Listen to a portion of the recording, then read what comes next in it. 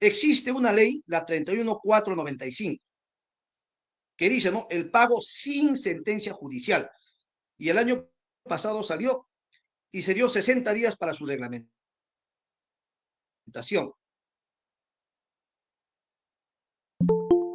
Este gobierno lo va a hacer. Y ahora dicen que hay 1.200 millones de soles. Perfecto, son 1.200 millones de soles, pero todo eso está destinado, maestros, a regiones. Y ahí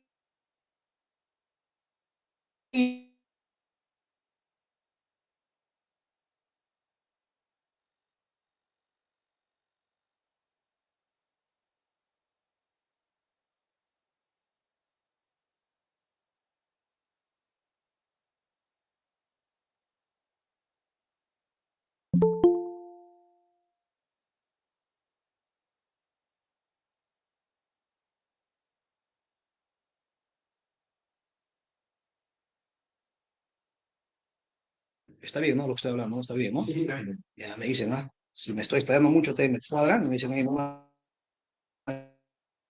Escuchó hace un ratito. La señal se le va.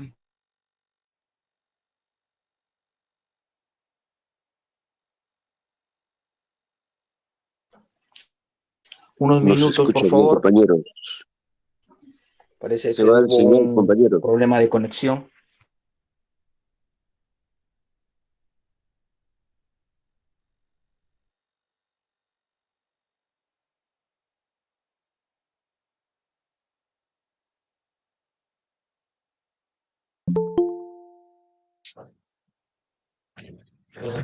Está ok, está ok, está ok. Muy bien. Disculpas, maestros, hemos tenido un pequeño percance que suele suceder en todo, ¿no? Lamentablemente, pues no tenemos ni siquiera aquí una buena banda ancha aquí en Lima, en el Perú. Esa es la verdad, ¿no? Hay que ser claros también. Aquí, pues, los grandes grupos de poder han monopolizado lo que es este sistema de conectividad y nos venden cualquier cosa, pues nos venden humo. Y producto de ello es que en este momento también nos quedamos en esta situación. Bueno, maestros, como se les decía, entonces el 30%. Entonces, desde aquí nosotros los maestros pedimos que se respete la ley 31495, que el pago del 30% en este momento, maestros, se haga efectivo, que no esperen todavía que los maestros pues fallezcan. Tenemos muchos maestros que se han jubilado, ¿no? Están viviendo de propinas y a esos maestros nunca les ha llegado. Y aquí en Lima menos todavía. Imagínense con 30.000 soles. Será para pagar a uno o dos maestros. Ahora, de acuerdo a los cálculos que nos han hecho, un maestro que se ha nombrado en 1990 y ha estado trabajando hasta el 2012, que dice la ley, a un maestro le corresponde un aproximado de 80.000, 90.000 soles, con intereses y todo, inclusive el cálculo que nos ha hecho el contador público llega a 115.000 soles. Y eso es lo que pedimos. Aquí nosotros no vamos a recibir una limosna, no vamos a recibir 4.000, 5.000, 10.000 soles. Eso no lo vamos a permitir, maestros. Aquí tenemos que ser firmes, tenemos que ser consecuentes. Y esa dignidad tenemos que pelearla en las calles. Le vamos a decir a este gobierno que no aceptamos propinas, aceptamos lo que nos pertenece, aceptamos lo justo.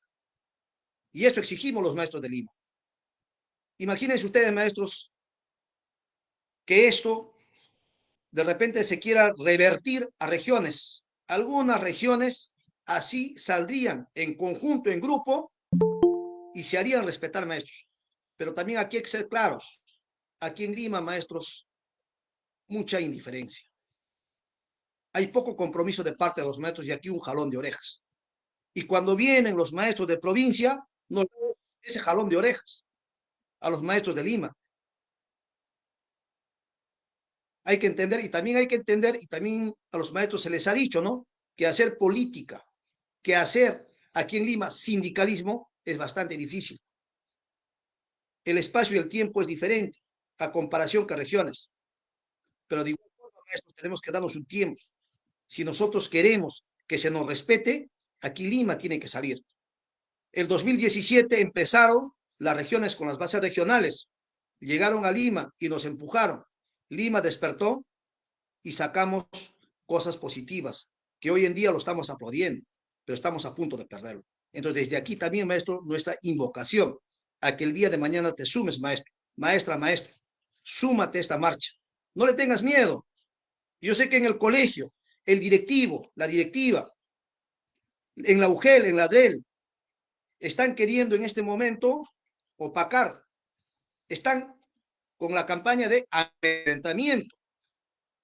Han comenzado a poner exámenes, que baje el SANE, que bajen los especialistas, que baje semáforo, etc. Están queriendo romper con esta medida que ya se ha programado para el día de mañana. Pero nosotros como maestros dignos preferimos que nos descuenten un día, no importa, pero no a que nos recorten nuestro sueldo, no a que nos recorten nuestros derechos, no a que nos quiten nuestros derechos y nos impongan políticas privatizadoras que contravienen a la educación pública y gratuita, no solamente de los maestros, sino del pueblo en conjunto. Esto tenemos que llevar a nuestros colegios, maestros. Aquí nosotros no nos estamos oponiendo a ello. Aquí lo que nosotros queremos es que haya una educación clara, una educación para los hijos del pueblo. Maestros, también nosotros, dentro de nuestra plataforma de lucha, estamos pidiendo la incorporación automática de los maestros de la primera escala a la tercera escala. Recuerden eso, maestros, muchos no postulamos porque no nos parecía conveniente la ley de la reforma magisterial y no se pudo acceder a cargos directivos. Recuerden ustedes que los maestros que tienen tercer, cuarto nivel pueden acceder a una dirección, a una subdirección. Pero en este momento se está elaborando un proyecto de ley en el cual desde el primer nivel los maestros pueden acceder a una dirección, que eso sería lo justo. Y también se está pidiendo en esta plataforma de lucha. Al igual que ello, también pedimos nosotros una jubilación digna y justa. No es posible que un maestro a los 65 años, cuando termine su trabajo, bastante agotado, enfermo, cansado el maestro, se vaya pues con una propina de 300, 400 soles que le da la ONP o la FP que le da 500 o 600 soles. Solamente para que tengan en cuenta, maestros, para que un profesor pueda ganar mensualmente 1.000 soles, tiene que tener 180.000 soles en la FP. Yo les pregunto, ¿un maestro podrá tener 180.000 soles en su FP? Imposible, maestros. Eso es imposible.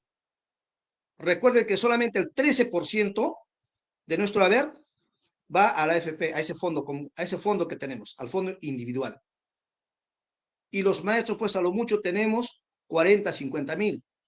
Y peor aún todavía, maestros, que ahora último, el gobierno ha estado desembolsando el dinero y muchos de los maestros, durante el COVID, durante la pandemia y por problemas familiares, económicos, hemos ido sacando. Y la gran mayoría tiene pues una cantidad de 30, 35.000, algunos tienen hasta 5.000, 10.000 soles. Entonces pedimos nosotros, maestros, que haya una pensión justa.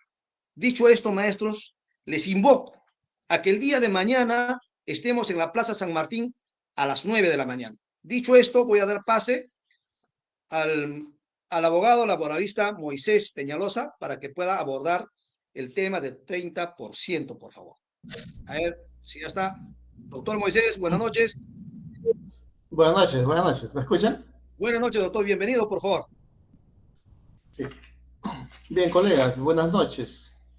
En primer lugar, para agradecer la invitación que me hacen llegar para tratar un tema que está en la coyuntura de los maestros y que corresponde al 30% de población de clases. Muchas cosas se han hablado de este tema. Ya hemos tenido diferentes invitaciones, participaciones, en la cual hoy podemos hacer un resumen y explicarle en qué consistió y consiste en la actualidad y sobre todo cuál es la aplicación, que es lo más importante, cómo los jueces, los juzgados de Lima especialmente están aplicando este tema en la ley del 30% y la ley 31495, que reconoce el derecho y que dispone el pago sin exigencia judicial, y mucho menos en calidad de cosa juzgada. ¿Cómo estarán haciendo? ¿Cómo estarán los documentos judiciales de los maestros que han interpuesto demandas para hacer efectivo el cobro? ¿En qué situación está en la actualidad? De eso voy a tratar y voy a hacer lo más, digamos, sucinto posible y hacerle un pequeño resumen de este tema. Bien, ustedes recordarán que el año pasado, en los últimos meses, se hablaba bastante de la prescripción de la deuda.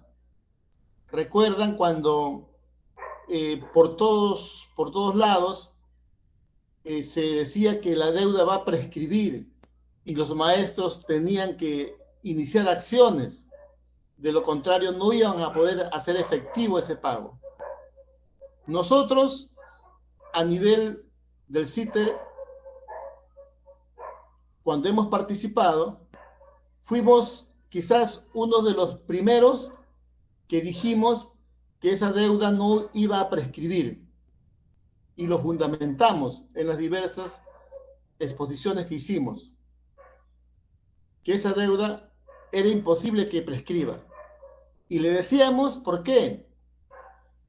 Porque el Estado ya había reconocido la deuda, el deudor ya había reconocido su obligación. Y al haberlo hecho, queda sin efecto o no puede prescribir esa obligación o esa deuda.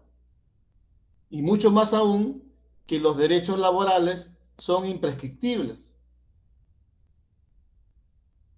Y ahora nos dan la razón en la cual ya casi nadie habla de que ese tema ha prescrito, de que esa deuda ha prescrito. Y nosotros entonces teníamos razón cuando a nivel me hacían la invitación y nosotros decíamos que esa deuda no iba a prescribir. Y efectivamente, hasta el momento, esas acciones continúan. Pero, ¿qué pasa? ¿Por qué tanto tiempo y a nivel judicial persisten estas acciones? ¿Por qué han pasado más de una decena de años y todavía continuamos en lo mismo? Todavía se continúa en la lucha judicial. Si ese tema ya fue, por un lado, definido a través de sentencias firmes en calidad de cosa juzgada, es decir, cuando una sentencia es firme, quiere decir que ya no se puede admitir recursos adicionales. Desde esa época tenemos una cantidad de resoluciones que son firmes, que tienen cosa juzgada. ¿Y dónde queda la efectividad de las resoluciones judiciales en un plazo razonable? Repito, ¿dónde queda la efectividad de las resoluciones judiciales en un plazo razonable? ¿Cuál es ese plazo razonable para que pueda cumplir las sentencias firmes en calidad de cosa juzgada, que la mayoría de maestros lo tienen? ¿Cuál es la garantía que hay entonces en un Estado para que las sentencias se cumplan? Y repito, han pasado tantos años y sin embargo todavía se encuentra en esta confrontación. Recordamos que hace muchos años, al iniciar los maestros el requerimiento de esta bonificación, en la UGEL estaba pegado algunos carteles en la cual el profesor Tello habría sido uno de los primeros, hoy congresista, uno de los primeros que tenía resolución, tenía sentencia en calidad de cosa juzgada. Y desde esa época hasta ahora se continúa en lo mismo. ¿Qué pasa cuando una resolución, como la que tienen muchos maestros, siendo firme, siendo cosa juzgada, no se cumple?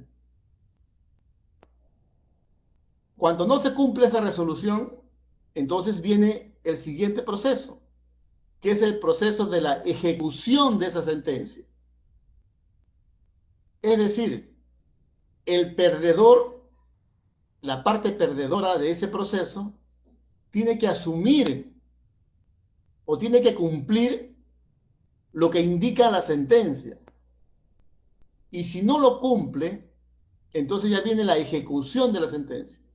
Y la mayoría de casos, por no decir casi todos, están en esa etapa, la ejecución de las sentencias. ¿Qué significa la ejecución? Señor juez, no cumple con lo que usted ha ordenado. Entonces el juez transmite la otra parte para que cumpla y haga el peritaje de la deuda que tiene con el ganador. Aquí un tema muy importante. Desde hace unos 3, 4 años para atrás, los peritajes arrojaban una cantidad efectiva de deuda. Así como dijo el profesor, algunos 85, 90, 65, después del peritaje, que era la deuda de acuerdo a su tiempo de servicio. Con peritaje y todo.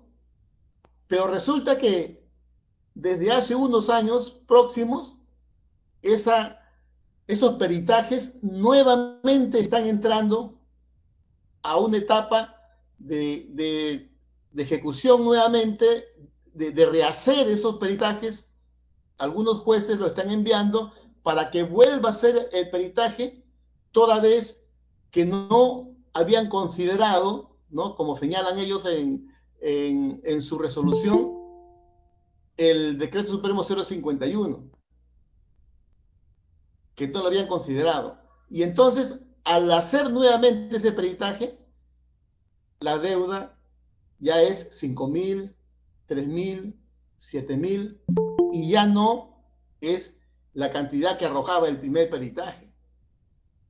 Por eso muchos maestros se sorprenden que después de tener un peritaje ya desarrollado, con una deuda equivalente a esa cantidad de 70, 80, 90.000 soles, ahora con el nuevo peritaje están reduciendo esa deuda a 5.000, 4.000, 7.000 soles. Pero acá se da otro escenario. A partir de la promulgación de la ley 31.495, que es la que reconoce el derecho de pago sin necesidad, exigencia judicial de cosa juzgada. Es decir, la ley que a partir de junio ya indica que se tiene que pagar efectivamente de acuerdo al artículo 48 de la ley del profesorado. Y muchos, cuando salió la ley y hasta ahora no se reglamenta, decimos, y algunas UGELes esperan la reglamentación de la ley para poder aplicar la ley, para poder tener en cuenta la ley y hacer los peritajes respectivos. Repito, hasta ahora no se ha hecho la reglamentación, como todos sabemos. Pero sin embargo, en estos últimos tiempos, algunos jueces de los juzgados civiles están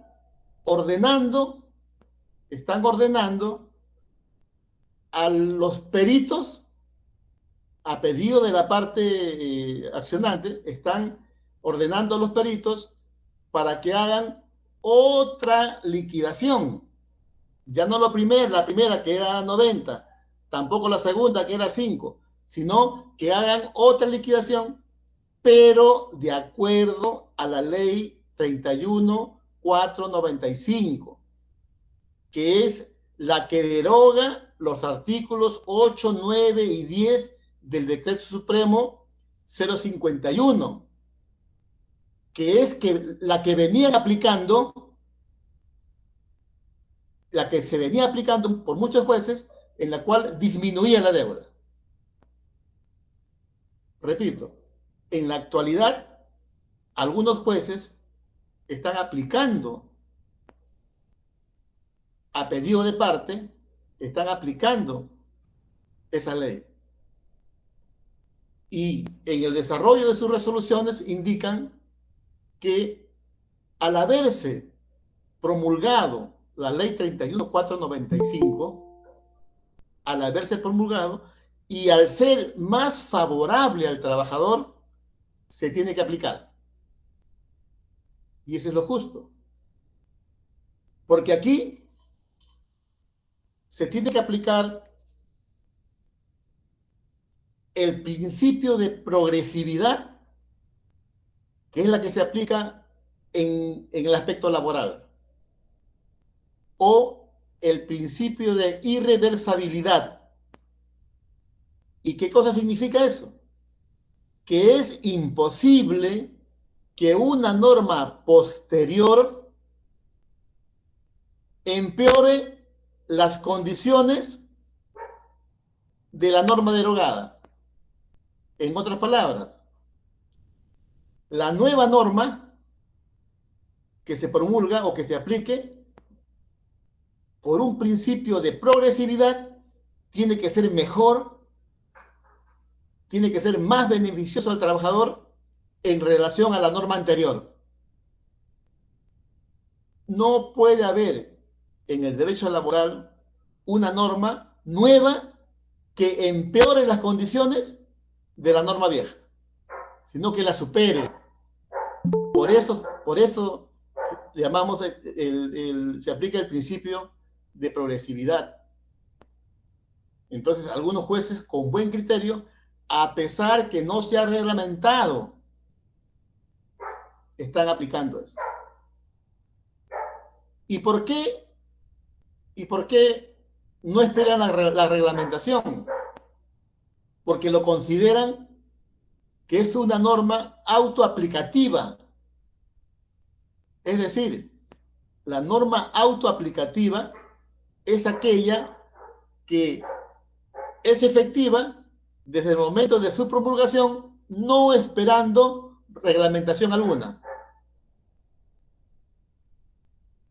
Eso es lo que están aplicando algunos jueces. Y sin embargo, en otras instituciones están esperando la reglamentación. La pregunta es, ¿por qué algunos jueces aplican la norma sin estar reglamentada? ¿Por qué algunos jueces no esperan la reglamentación como esperan otras instituciones? Porque lo consideran una norma autoaplicativa. Y también porque las resoluciones judiciales tienen que ser efectivas en un plazo razonable. No puede ser posible, como dijo el profesor, que de tanto tiempo pasado y de tanto tiempo esperando, algunos maestros fallecen, algunos maestros enferman, algunos maestros cesan sin hacer efectivo esa bonificación. ¿Y el tiempo que ha pasado es un plazo razonable? Recontra razonable. Hasta ya es un plazo que se torna irracional debido a tantos años en la cual se encuentran los maestros en esta condición. Entonces, ese es el pequeño resumen del estado actual de los temas del 30% por preparación de clases. Ese sería en resumen mi participación, profesor. Muchas gracias.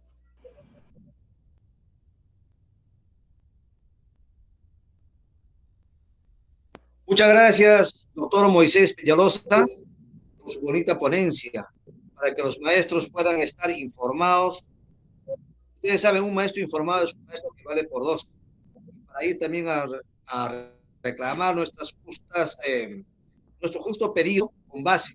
Muchas gracias al abogado laboralista. Y desde aquí nuestro agradecimiento también a todos los maestros por estar presentes esta noche y siempre recalcándoles, maestros, que el día de mañana a las 9 de la mañana tenemos que estar en la Plaza San Martín. No se olviden, maestros, de ahí vamos a tener una pequeña movilización, nos vamos a dirigir al Congreso de la República y luego nos vamos a ir al Ministerio de Educación. Ya en el transcurso ya de la caminata seguramente vamos a ir direccionando, pero desde aquí una vez más, maestros, el maestro consciente, el maestro digno, es el maestro que el día de mañana tiene que estar en la Plaza San Martín, 9 de la mañana.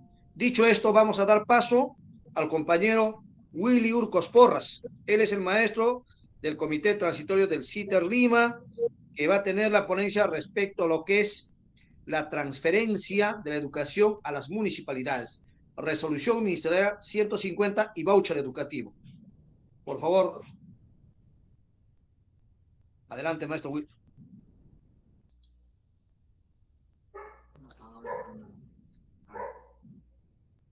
Bien, colegas, tengan ustedes muy buenas noches. Es importante recalcar este evento en la medida en que es una de las problemáticas nacionales y que puede traer gravísimas consecuencias si el magisterio no se organiza y rechaza estas medidas. Importante porque en el periodo de 1 año y 8 meses se han conseguido derechos laborales favorables para el magisterio. Pero también hoy corre el gravísimo problema de cerrar todos estos derechos laborales. Ya el colega Boris lo había planteado correctamente, como es el caso de la CTS al 100%. Para el 2022, los profesores que han cesado debían haber cobrado de tres formas, ¿no? En el 2022 el 50%, luego para el 2023 el 20%, y luego para el 2024 el 30%. Pero ahora nos damos con la sorpresa de que algunos colegas nos comunican que no han cobrado el 50% porque el gobierno no les ha dado. Y esto es una medida de lucha que tenemos que emprender todos nosotros.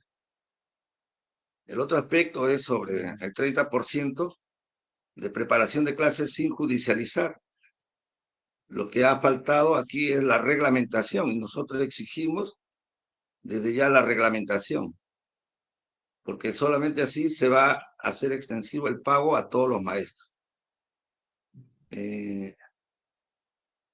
Hoy existe una resolución ministerial, la 150,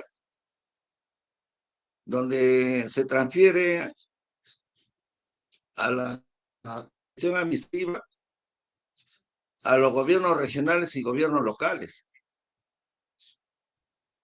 Miren, con mucha preocupación hemos escuchado al alcalde Rafael López Aliaga, quien a raíz de esta resolución ministerial ha expresado abiertamente y donde indica que los padres de familia pueden pagar 600 soles mensuales por la educación de sus hijos. Miren la tendencia que está brindando. Y el magisterio no se ha pronunciado abiertamente. Por eso que nosotros planteamos desde aquí la organización principalmente de Lima Metropolitana, porque es la región donde se va a querer aplicar con mayor fuerza.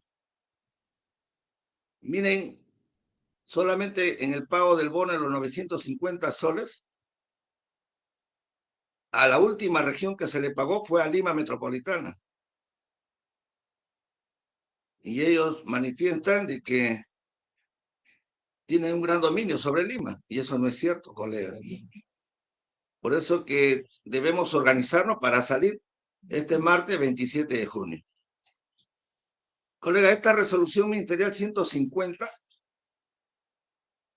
se concatena con el voucher educativo, que es el proyecto que lo ha planteado el señor congresista Alejandro Cabero Alba, miembro del grupo parlamentario Avanza País. De suma importancia tener en cuenta y analizar sobre el voucher educativo. Voy a proyectarles este documento.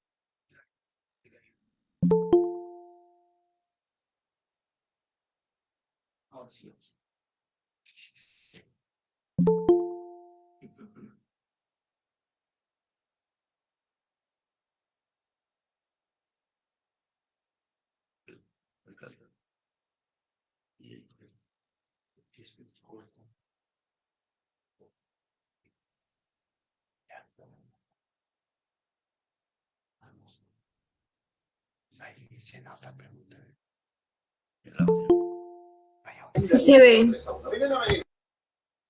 Sí se nota. Bien. Miren, este voucher educativo 2023. En el fondo son escuelas privadas con recursos públicos. Más adelante vamos a ir explicando.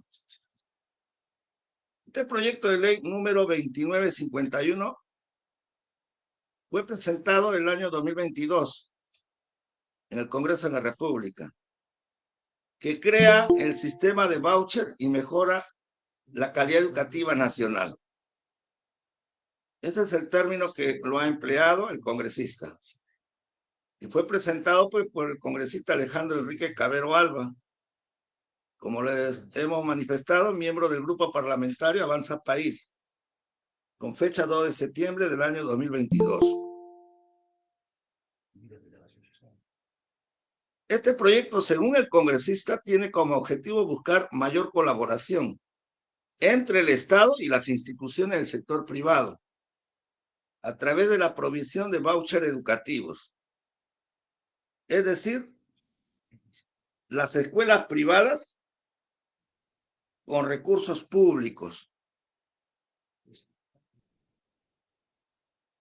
¿Qué es un voucher educativo?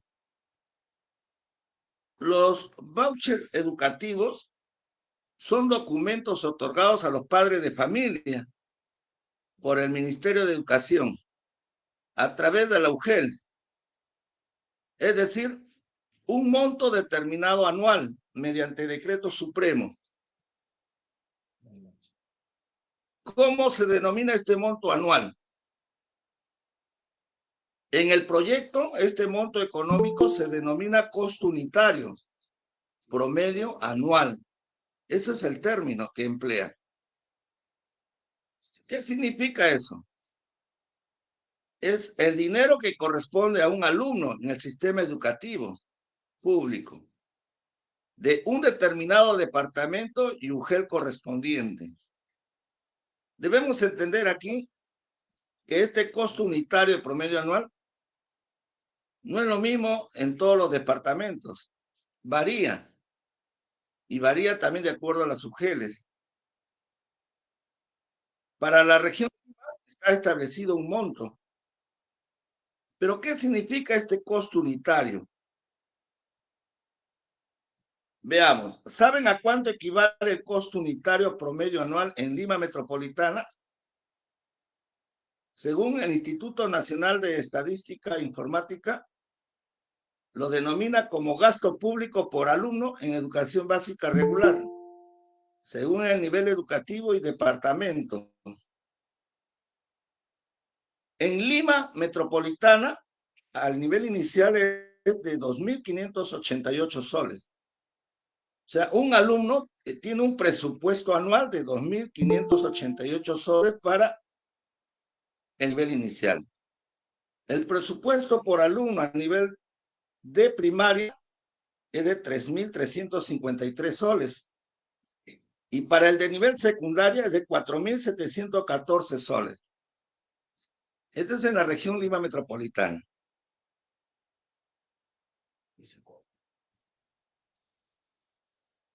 Mira, ¿cómo son utilizados estos vouchers educativos? Los vouchers educativos son utilizados como medio de pagos en las pensiones, únicamente para las escuelas privadas que se encuentran previamente inscritas en el registro de colegios elegibles.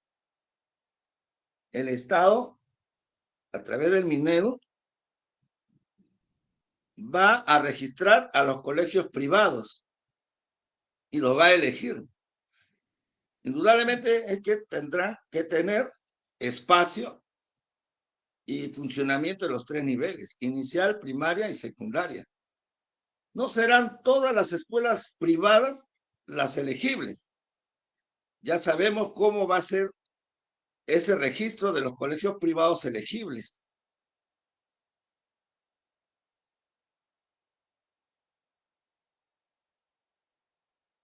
Miren, y acá debemos ser bien claros. ¿Qué pasaría si la pensión educativa en la escuela privada elegible por el padre de familia es superior al monto del voucher educativo? Entonces, el padre de familia asume la diferencia de dicha pensión educativa. Y así lo indica este proyecto de ley.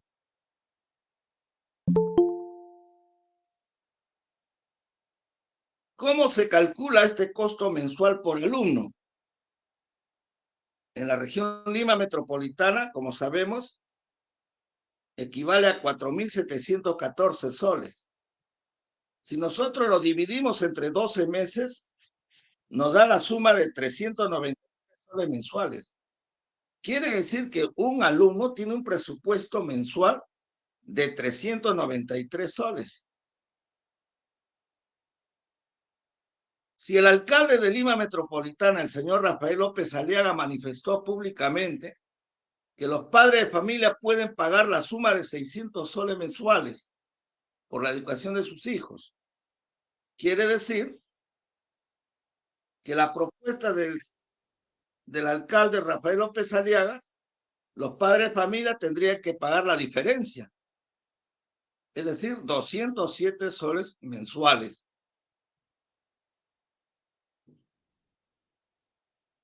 Miren, ¿quién sería el beneficiado?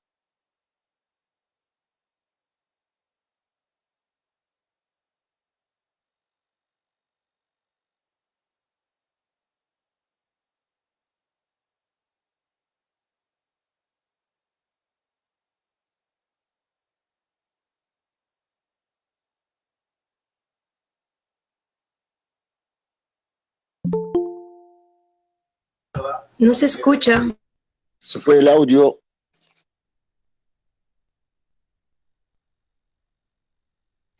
Va a finalizar la llamada. Colega, si se finaliza, por favor, vuelven a ingresar. Ya